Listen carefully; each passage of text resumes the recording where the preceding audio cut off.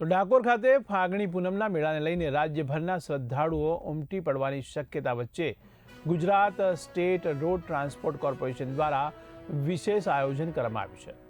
તો ખેડા જિલ્લા એસટી વિભાગ દ્વારા 27 ફેબ્રુઆરીથી 3 માર્ચ દરમિયાન 650 જેટલી વધારાની બસો દોડાવવાનો નિર્ણય લેવાયો છે। તો દર વર્ષની જેમ આ વર્ષે પણ મોટી સંખ્યામાં ભક્તો રણછોડરાયજીના દર્શન માટે ડાકોર પહોંચે તેવી સંભાવના છે। ત્યારે શ્રદ્ધાળુઓને અવરજવર દરમિયાન કોઈ અગવડ ન પડે તે માટે વિશેષ બસ વ્યવસ્થા ગોઠવવામાં આવી છે। તો વિભાગીય નિયામક સીડી મહાજને માહિતી આપતા જણાવ્યું હતું કે વધારાની બસો મુખ્યત્વે નડિયાદ, અમદાવાદ, આણંદ, બોરસદ, વડોદરા અને કપડવંજ જેવા વ્યસ્ત રૂટ પર દોડશે, જ્યાં મુસાફરોનો પ્રવાહ સૌથી વધુ રહે છે। એસટી વિભાગ દ્વારા ડ્રાઈવર કંડક્ટરોની વધારાની ફરજ ગોઠવવામાં આવી છે, તેમજ બસ સ્ટેન્ડ પર માર્ગદર્શન અને વ્યવસ્થા માટે ખાસ સ્ટાફની નિમણૂક કરવામાં આવશે।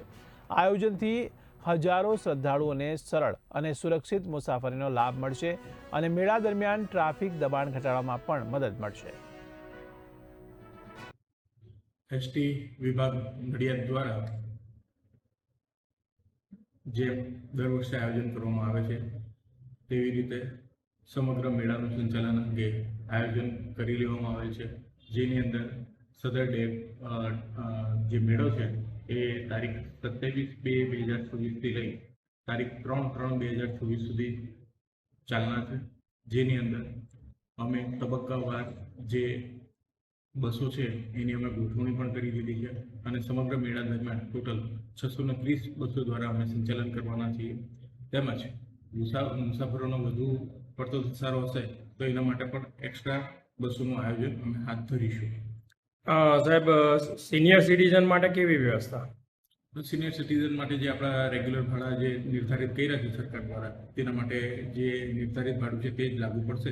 તેમ છતાં અમે બસ સ્ટેશન ખાતે જે એપીએમસી ખાતે અમે જે હંગામી બસ સ્ટેશન બનાવીએ છીએ ત્યાં અમે જે વૃદ્ધો છે એમને બેસવાની બેઠક વ્યવસ્થા પણ કરી છે, જેની અંદર એ અમારા જે હંગામી બસ સ્ટેશન છે ત્યાં આવીને બસની રાહ જોવા માટે બેસી શકે છે।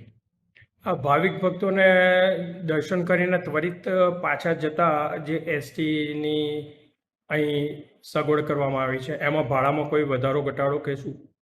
જે રેગ્યુલર આપણે જે નિયમિત રીતે જે એક્સ્ટ્રા ધોરણે જે લાગતું હોય છે એ મુજબનું જ ભાડું અમે સંચાલિતમાં લેતા હોઈએ છીએ।